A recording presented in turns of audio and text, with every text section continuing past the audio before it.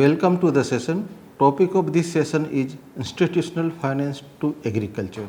Agriculture sector is continued to be the mainstay of the Indian economy, particularly the rural economy. Agriculture sector is highly diversified sector in terms of the production environment, the activities undertaken by the agriculture sector. The agriculture sector is comprised of the small and marginal farmers. Around 80% land holdings are under the small and marginal farmers, and they occupy around 40% of the agricultural land.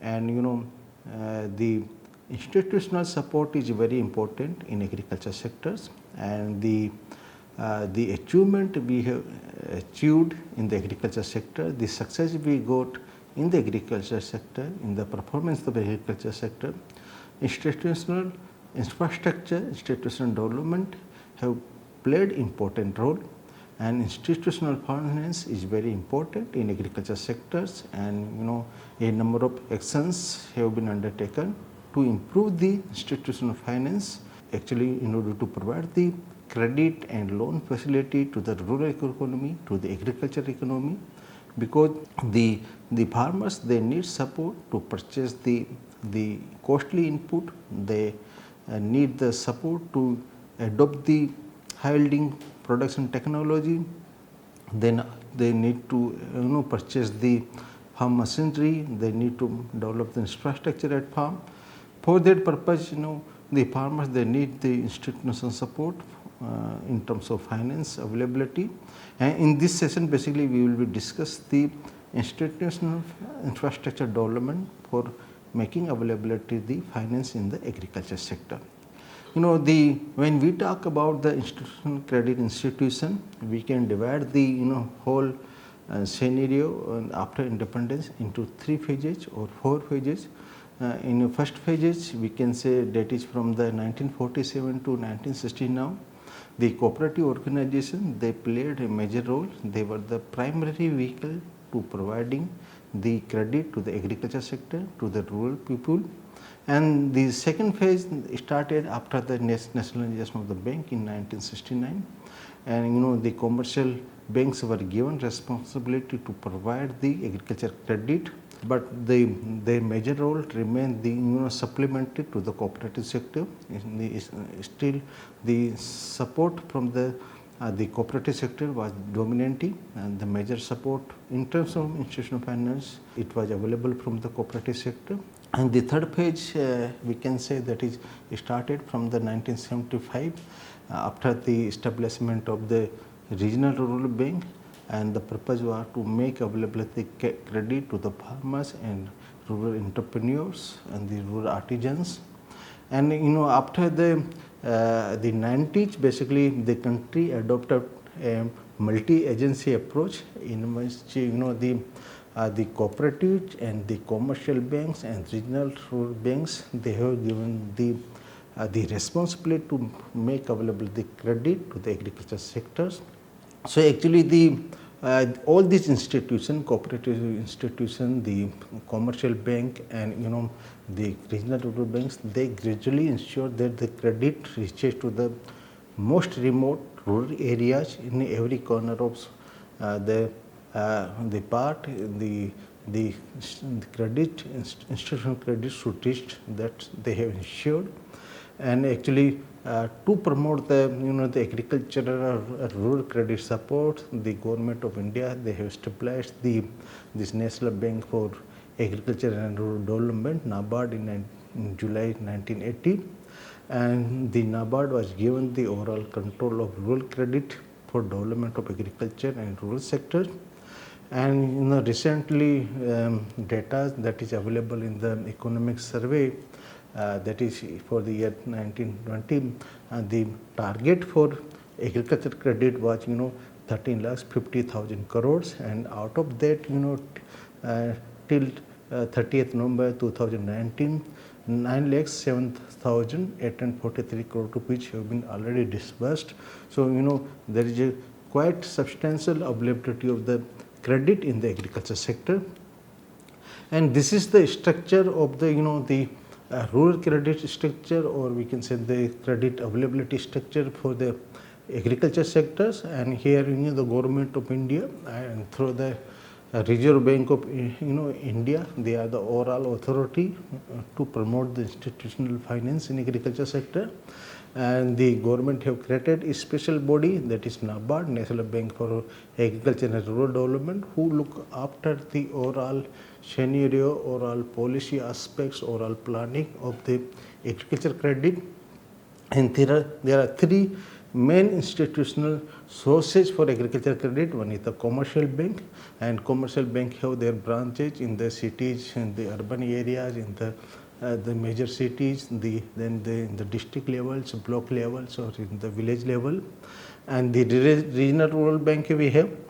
This regional rural bank are sponsored by the commercial bank, and they have the location specific specialization. They know the understanding, they understand the local requirement, and they provide the credit to the agriculture sectors in that locality, and also the rural artisan and other rural entrepreneur. Then we have the cooperative credit bank, and basically we have two types of institution under the cooperative credit bank. One is the short term and medium term loan structure, that is the three-type structure, and another we have the long-term loan structure, that is the two-type system. And in the short-term or medium-term loan, we have at the state level, state cooperative bank (SCB) that work at the state level. Then we have the district level, district central cooperative banks, and at the village level we have the primary agriculture cooperative credit society (PACS), PACS, PACS. That work at the grassroots level, at the village level. And for the long term requirement of credit through the cooperative sectors, we have the state level Central Land Development Bank (CLDB), and at the taluka levels or district levels we have the Primary Land Development Bank (PLDB) that work at the taluka level. And now we will understand the cooperative finance structure, infrastructure available in the country. And basically the cooperatives, they receive substantial help in making the provision of credit from the government of India through the Reserve Bank of India. And that is basically overall policy of the government to promote the credit support to the agriculture sector through the cooperative banks. So they got substantial help from the government through the Reserve Bank of India, and basically they have been given the large scale assistance from the central government and state government for their development, for the development of cooperative structure, cooperative infrastructure. And for that purpose, many government schemes that have the subsidy component, or they have the concession in providing services, were routed through the cooperative organization, like in the public distribution system, making available the fertilizer and other input to the farmers. So all these major schemes from the government were routed through the cooperative structure, so that there is a growth and development in the cooperative structure. And actually when we see the cooperative finance infrastructure or number of institutions, large number of the institutions were working in the country under the cooperative finance. And when we talk about the short term and medium term cooperatives, we have 98,365 cooperatives or cooperative societies in the country. They are working in the country. Out of that, there are 33 state cooperative banks. Then we have 371 the district central cooperative banks. Then we have the 97,961 primary agricultural credit cooperative banks, that is basically PACS, which are working at the village level. And when we talk about the long-term infrastructure from the cooperative sector, there are total 614 cooperative societies which are providing the long-term loan or long-term credit to the farmers. And there are 13 central land development bank which are working at the state level, or they have their branch or their office in the state capitals. And there are 601 the primary land development bank PLDB that work basically at the taluka level or district level. So this is the total number of the institutions who are providing loan credit to the farmers through the cooperative organization. And now we will discuss the functioning of these cooperative banks at the state level, district level and primary level. So at the top or apex organization in the cooperative in terms of short term or medium term cooperative bank, we have the state cooperative bank SCB, and basically it work at the state capital, in the state capital, and the district central cooperative bank or the primary agriculture credit cooperative society, they are the member of this bank. And basically this SCB, they supervise the activities of the member bank, they supervise the functioning of the district central cooperative bank or primary agriculture credit cooperative societies, and basically they mobilize and deploy the financial resources among the member bank to the bank, and then also they serve a link between the Reserve Bank of India, or we can say the NABARD, and the PEX. At the grassroots level, we have the primary agriculture credit society. So SCB or state cooperative bank, basically they serve as a link. They translate the policies or program or schemes of the RBI or NABARD to the PEX, and they also convey the problems or challenges faced by the PEX to the higher authorities like NABARD and the RBI. And basically state cooperative bank, they work as the bankers bank to the district central cooperative bank. They refinance the money to the district central cooperative bank, so they can provide the loan to the or credit to the primary cooperative societies or their individual members. And at the district level, we have this district central cooperative banks, and basically it is a link between the state cooperative bank and PEX, the primary agriculture credit society. And basically this DCCB, they are meant to meet the credit requirement of the PEX, and basically they supervise and inspect the activities of the PEX, and they also help basically the PEX, the primary agriculture cooperative society to run smoothly, to provide the services to their member smoothly.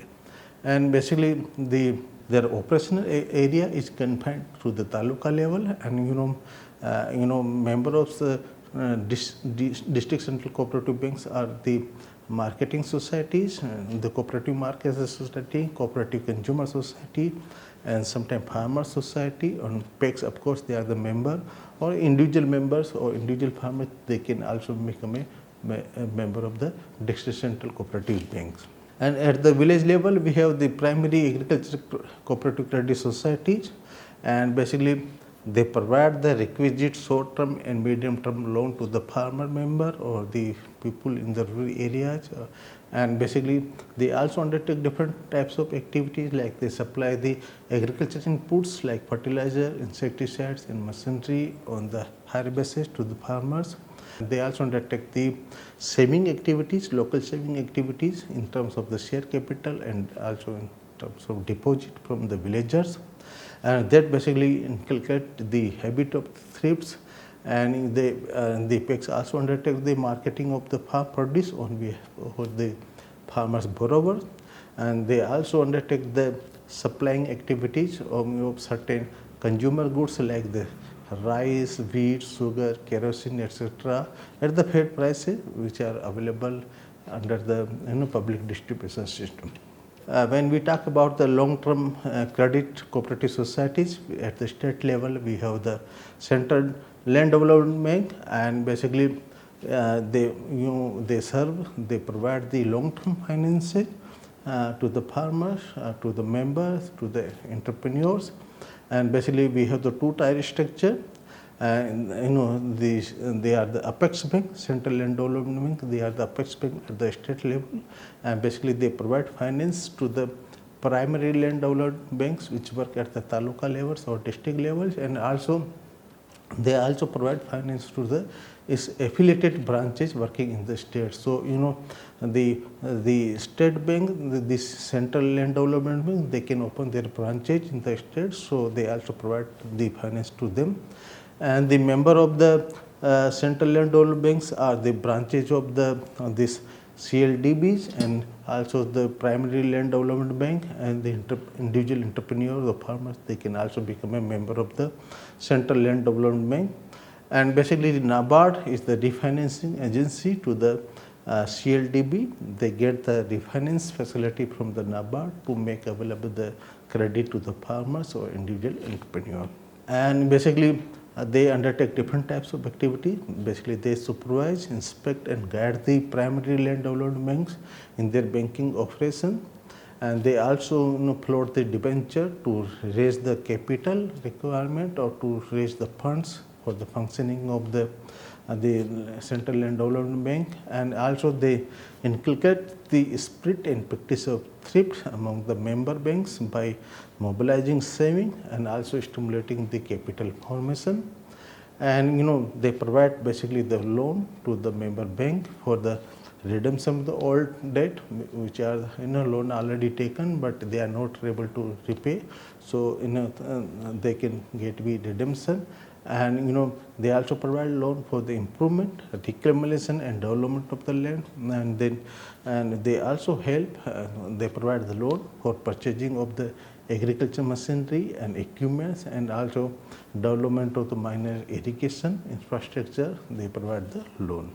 And the primary land development banks basically basically they are organized at the taluka level, and a specific function of the primary land development banks include the providing long-term finance or long-term loan to the farmers for the development of the land, and they provide loan for minor irrigation, redemption of the old debt and the purchase of the land.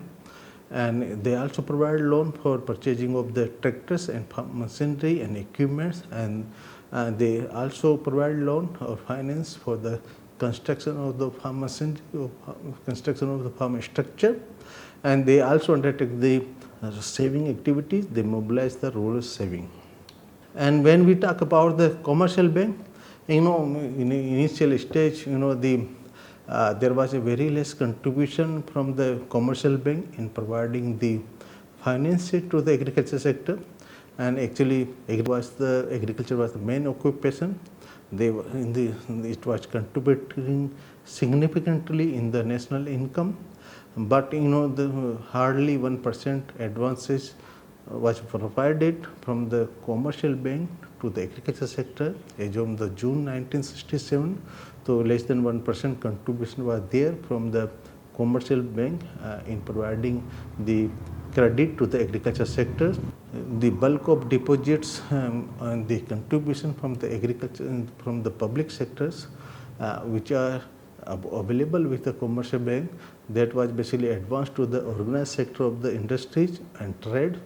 And there was a lot of deposits, bulk of deposit which were basically provided to the industrial sector or trade sectors. And the loan or agriculture credit was basically dominated by the private money lenders, and because there was a known availability of the financial institutions other than only the cooperative organizations were there.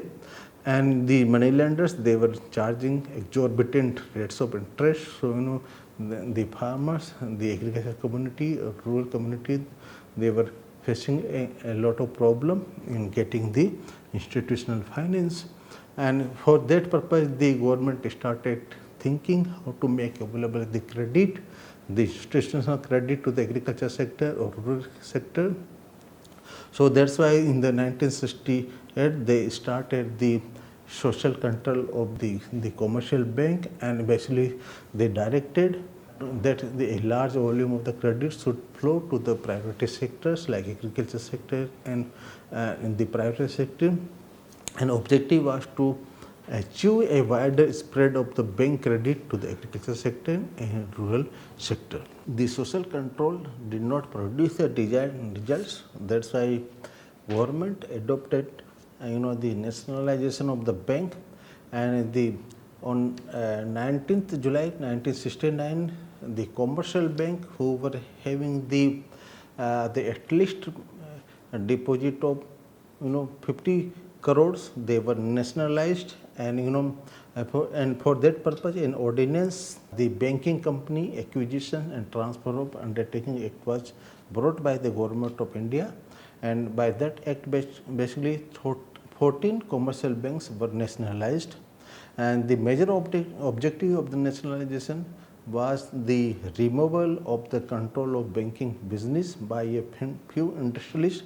Actually, the loan were available, the credit were available to the few industrialists. So purpose was to remove the control of banking business by the few industrialists, and also the major purpose was to have expansion of the credit, this institutional credit to the priority areas like agriculture sector. And basically after 1969, again on 15th April 1980, 6 more banks were brought under the nationalizations, and presently 10 banks were merged into 4 banks. So presently we have around 12 nationalized banks under the public sector who are providing the credit requirement of agriculture sectors, the rural sectors, all industrial sectors, the household sectors. So they are providing credit requirement of the different sector of the country. And then another important development was the regional rural banks. Actually, the All India Rural Credit Review Committee in the 1969, they pointed out that there is a handicap to small farmers in having access to the cooperative credit, both for the credit input and for investment purpose. So this committee basically highlighted, they pointed out some problems in making available loan to the small farmers through the cooperative society or cooperative credit structure. And basically this committee, they identified some shortcomings and limitations in the functioning of the commercial bank also in the cooperative bank. And based on this report, a working group was formulated under the chairmanship of the Sri M. Narasimham, and based on the recommendation of this working group, the regional rural banks were established through the Regional Rural Bank Acts 1976, and the initially 5 rural banks were set up, and the commercial banks, they are basically the sponsoring agency. They make available the finance or refinance to this regional rural banks. Presently we have around 45 regional rural banks working in the country, and objective of regional rural banks were to develop the rural economy. They provide support for the development of rural economy. They provide the credit for the agriculture and allied activity. They encourage the rural industries, artisans, carpenters and craftsmen, and basically they help in reducing the dependency of the weaker section on the money lenders, and also to make the other purpose is to make the backward and tribal area economically better by opening up the new branches to make the credit to mobilize the saving.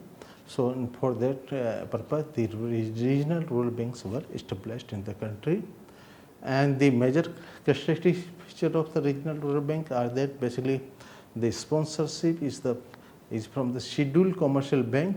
Jurisdictions are basically from one district to the 2 districts for their efficient functioning, and one regional bank may have around 50 to 60 branches, and basically each branches can serve around 20,000 people, or population of 20,000 roughly.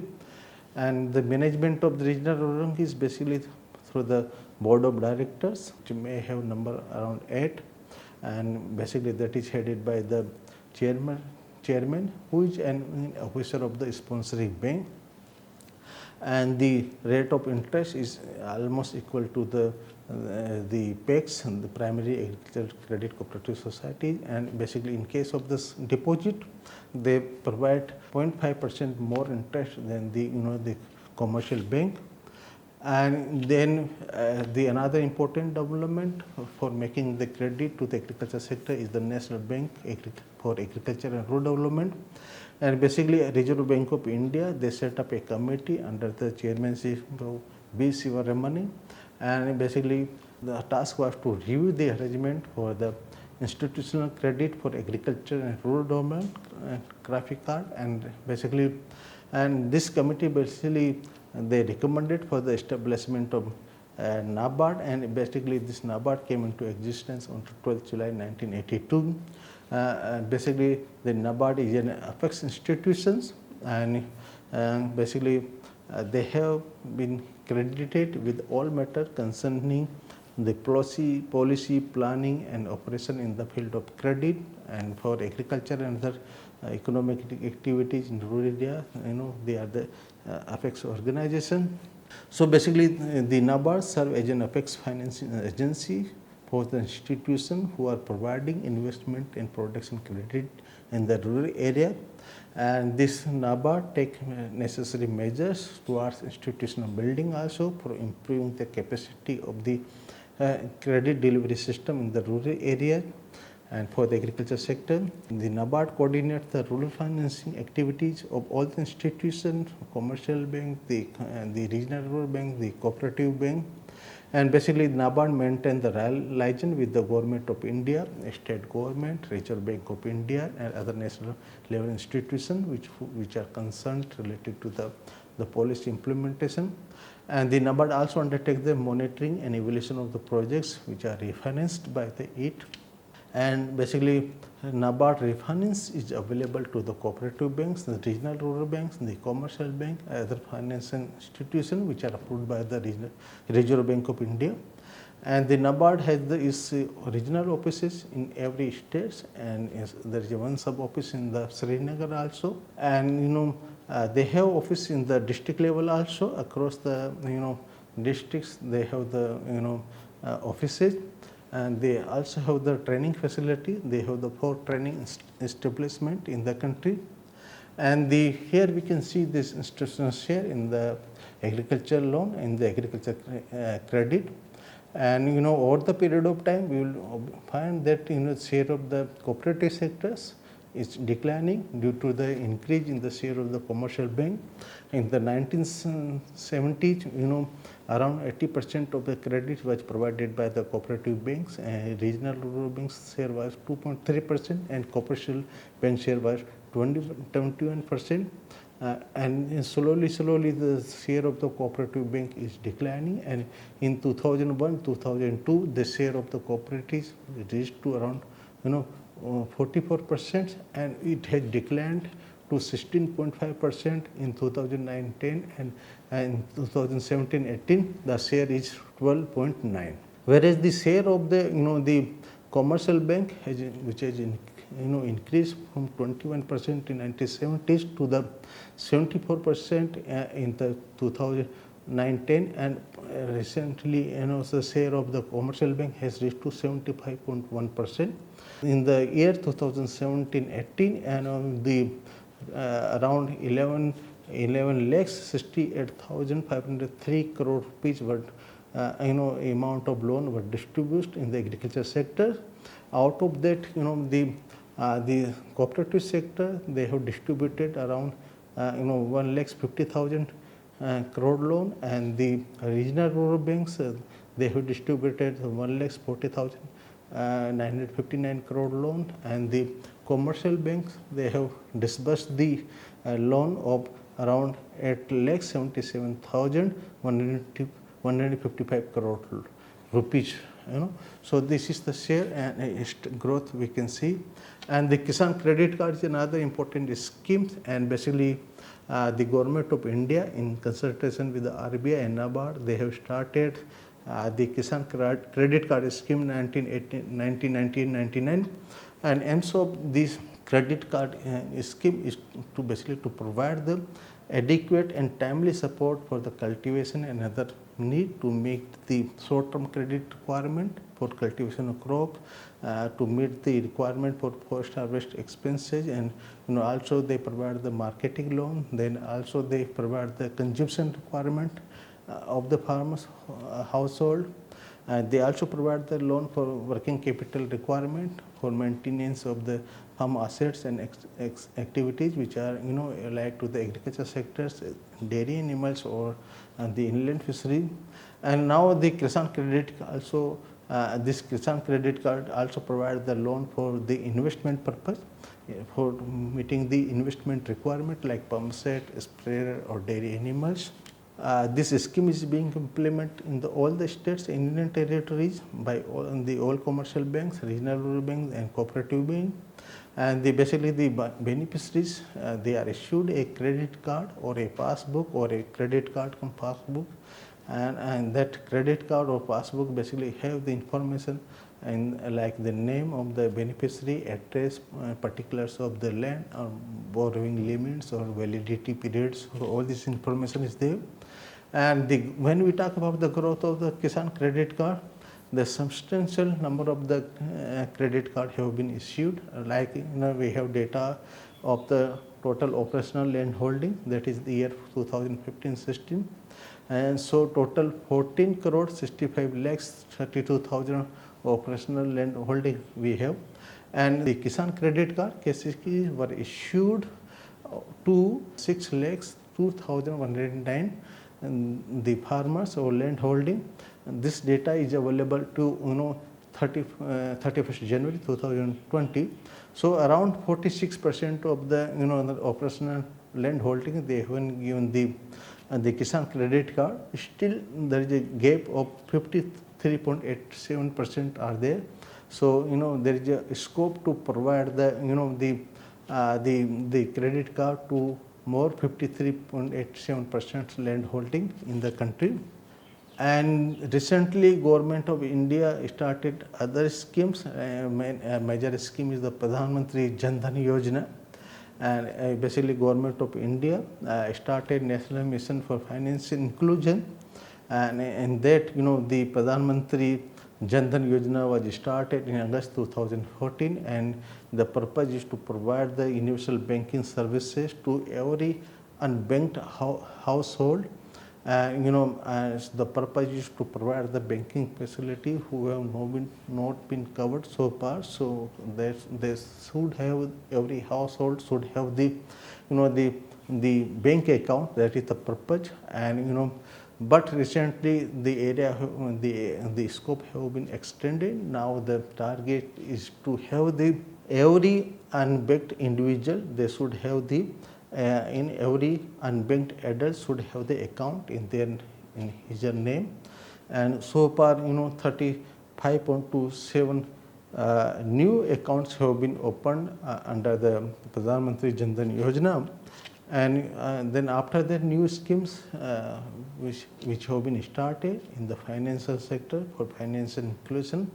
And now the shift is from Jan to Jan Suraksha, and various schemes like Pradhan Mantri Jeevan Jyoti Bima Yojana, Pradhan Mantri Suraksha Bima Yojana, Atal Pension Yojana, Pradhan Mantri Mudra Yojana, Stand Up India scheme, and Pradhan Mantri via Vandana Yojana. Different schemes have been started, and now we can sum up the session. And there is a continuous efforts to make to improve the primary sector access to the institutional sectors in terms of the cooperative bank, social bank of the social control of the bank, nationalization of bank, regional rural banks, and Kisan credit cards. And at the same time, to improve the financial viabilities of the rural finance institution, a number of the encouragement or promotion were provided, so that there is a financial viability of the rural financing institution. Thank you very much.